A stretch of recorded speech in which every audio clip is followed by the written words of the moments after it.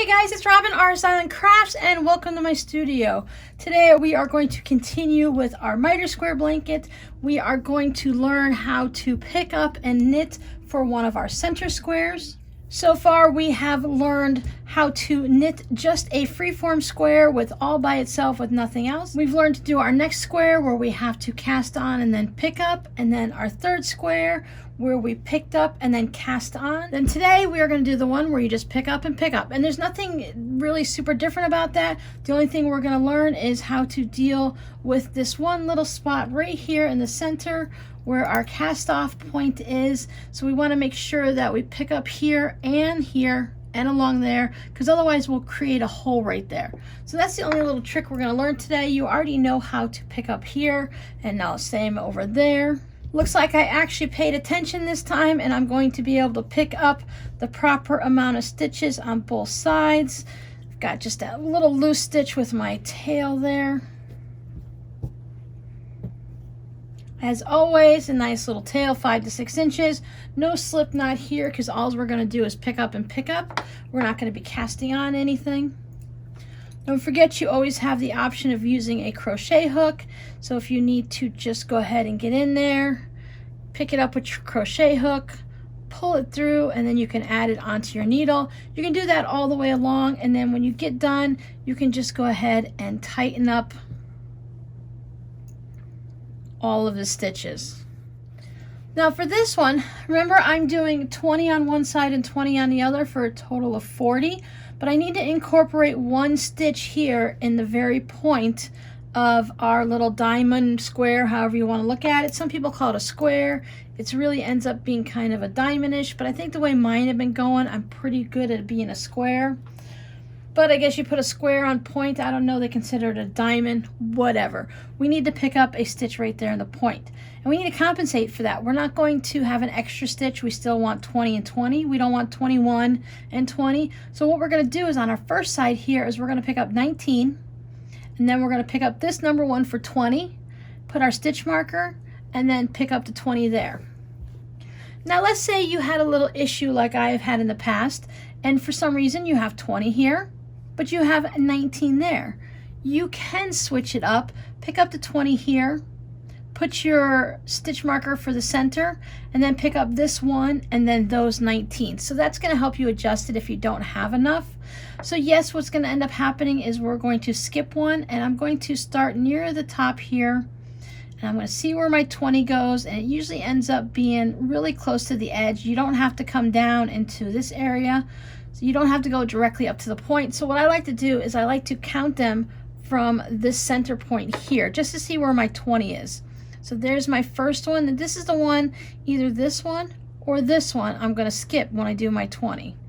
So there's 1, 2, 3, 4, 5, 6, 7, 8, 9, 10, 11, 12, 13, 14, 15, 16, 17, and then we've got 18, and then up here is number 19. So that works out really good because number 20 will be up here at the top, so we can go ahead and skip that one, which means I'm going to start picking up right in this spot.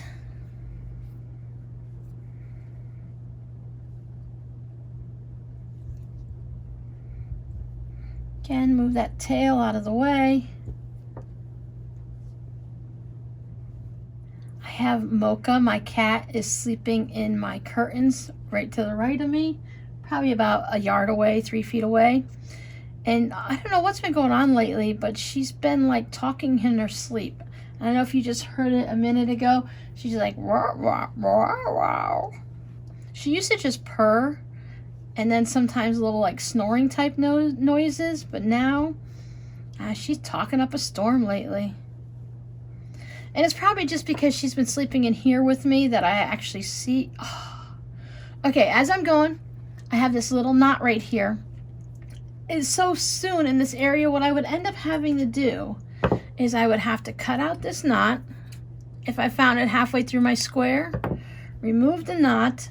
I'd have to make sure I have a nice long tail on this side and this side, and then continue. But there's no sense putting one right there this early on. So I'm just going to go ahead and I'm going to take this piece of yarn and I'm going to put it in the trash.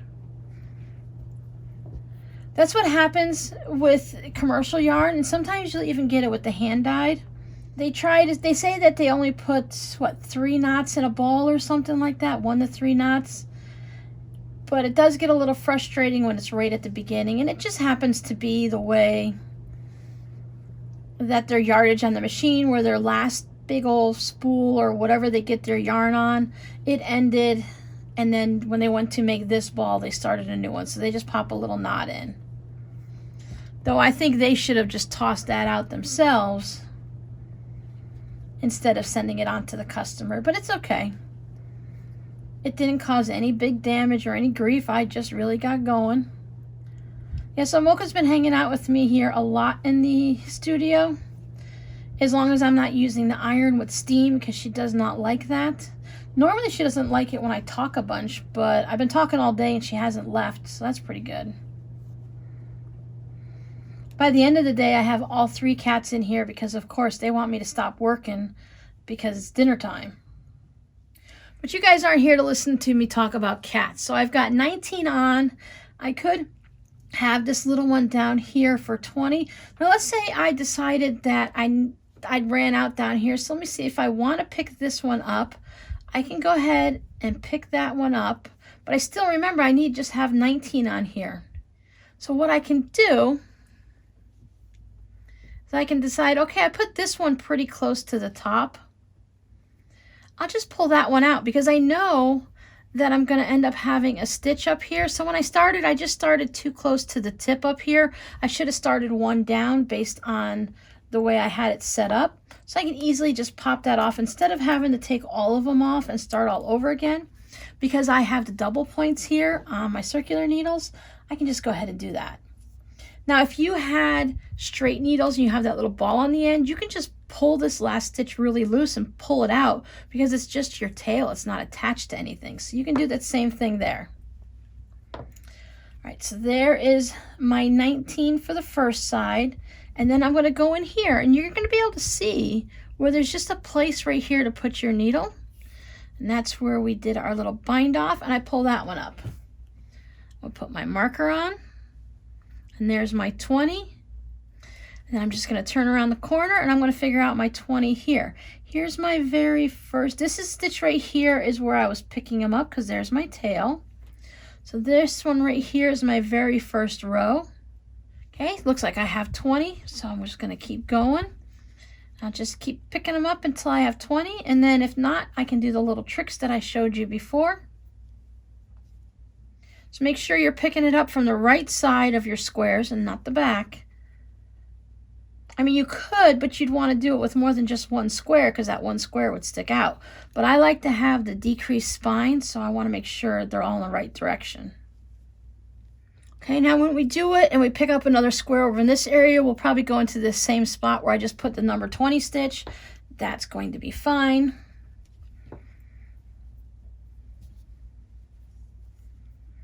Just turn it around. I'm going to put this tail down along the edge, and I'm going to bring my yarn around that way. And with the pickup stitches, I'm not going to slip that first one. I'm just going to knit it just because otherwise it'll just be a weird stitch on there. You can if you want. I just don't like the way that stitch looks. Now when I get to the center, if I notice that this stitch is a little loose, I can go through and just take these stitches with my hand or with a needle or something, and I can just tighten them all up. See how I can pull this extra bit? I can pull that extra bit up. It's just because that center stitch right there was a bit loosey-goosey like. Sometimes you can pull every other one and just tighten it up, save yourself a little bit of time. Put a spare knitting needle in there or one of your needles that you sew your ends in with. You just want to make sure you're not shredding up your yarn. You want to keep it nice and neat still. Just be careful you don't tighten it up too tight. I slid them all up here onto the needle so that they're not down on my cable. I don't want them super tight down there. That'll be too tight. But you see as I'm going, you see how much extra I end up having. Now you could do that before you start knitting, but usually one side is fine. It's just that center stitch that if you can get it nice and tight when you pick it up, and then you go to pick up the next section, it'll be good. Otherwise, I mean, you could leave it, but you'll just have that little bit of a loose spot, and you'll probably be able to clean it up a little with the tails, but that yarn is going to be a different color. There we go. There. Now I've got a longer tail, but that's no big deal. I've made this center stitch a bit tighter now, so it's not all big and gappy in there. When we do the decreases in that section anyways, it'll also tighten it up a little bit. Just make sure you don't tighten it up so much that you can't get your needle back in. Now that was our first main row. So if you're just joining us and you haven't watched the rest of the series, I do have a playlist that has all of these videos for the miter square blanket in it. I'm going to go ahead and again do that first row with the decreases, just for anyone, as I said, who came to this video and hasn't watched the rest. The back of our project, we just knit all the way through. My stitch marker that marks the center. I have an equal number of stitches. For me, it's 20 and 20. And I'm going to go ahead and do a double decrease, which means I'm going to knit 2 together through the front on this side, the very first part of the stitch marker. And on the second half, I'm going to knit 2 together through the back loop. And then when I get back to the back side, once again, I'm going to just go ahead and knit all the way across.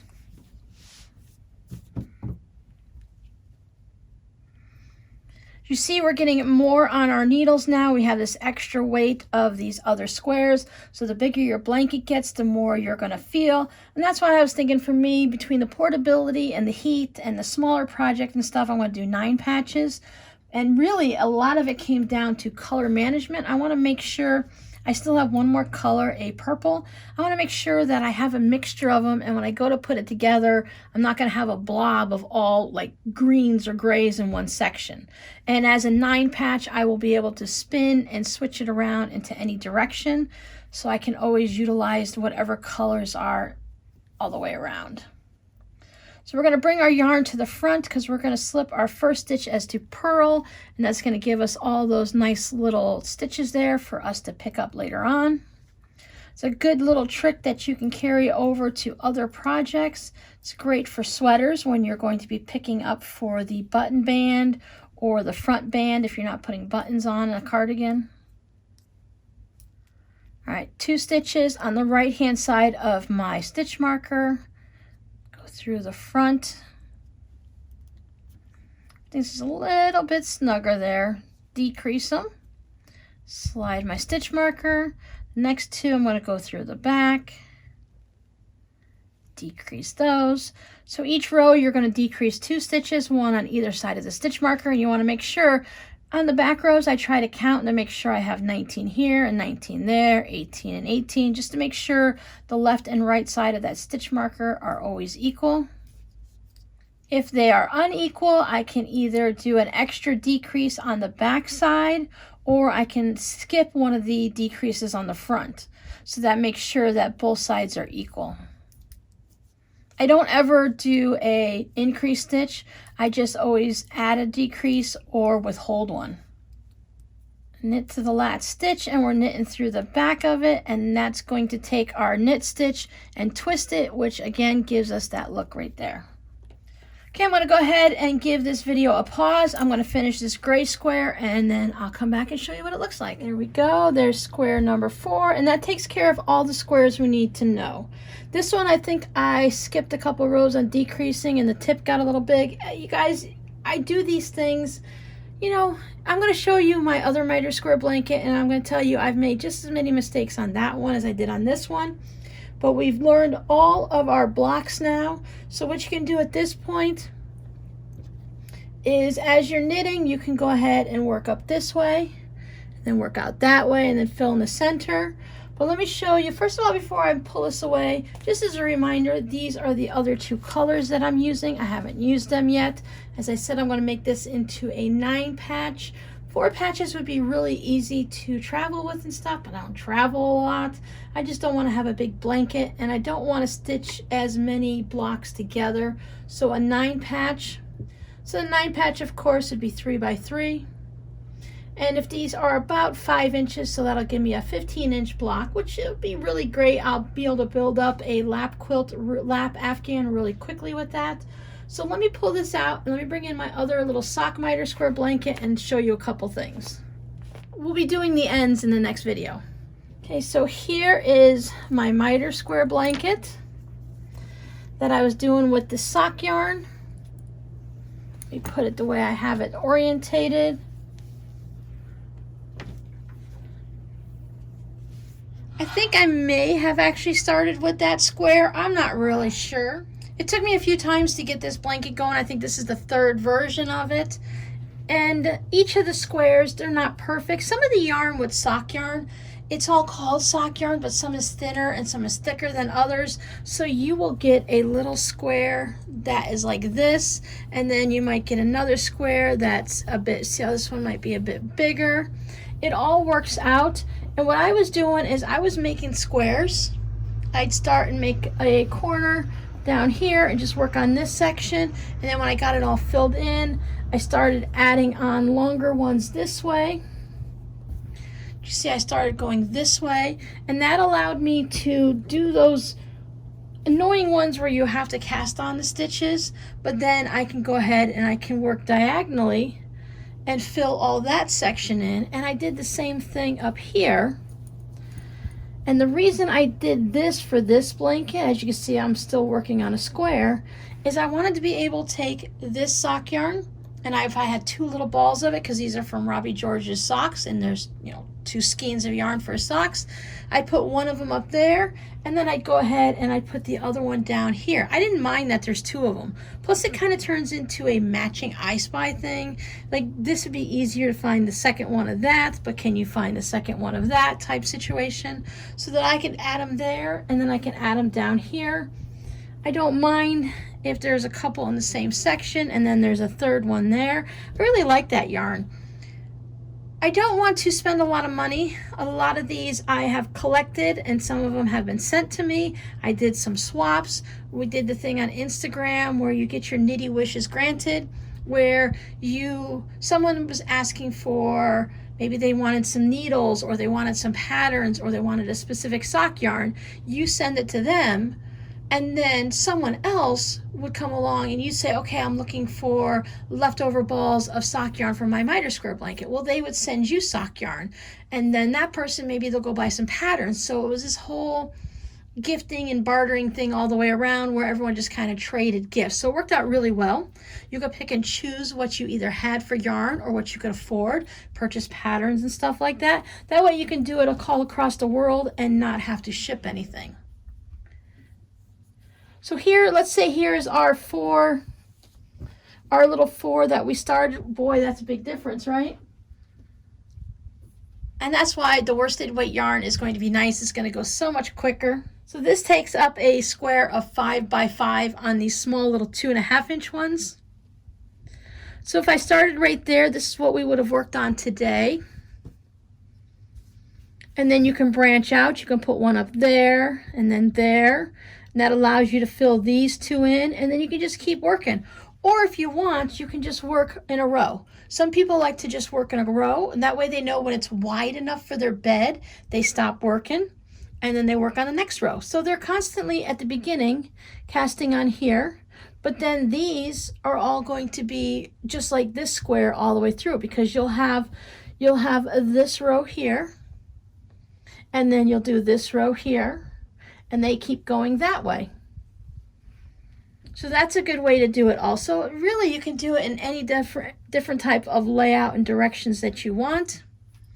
On this one, I was knitting my ends in as I went, because for this one, there was so much color going on that I didn't mind if this one had, this is where I wove in the ends. I knit them in from something else there. And then you'll get like here, this is the end that was there. So I held this green yarn and this yarn, the tail of this together.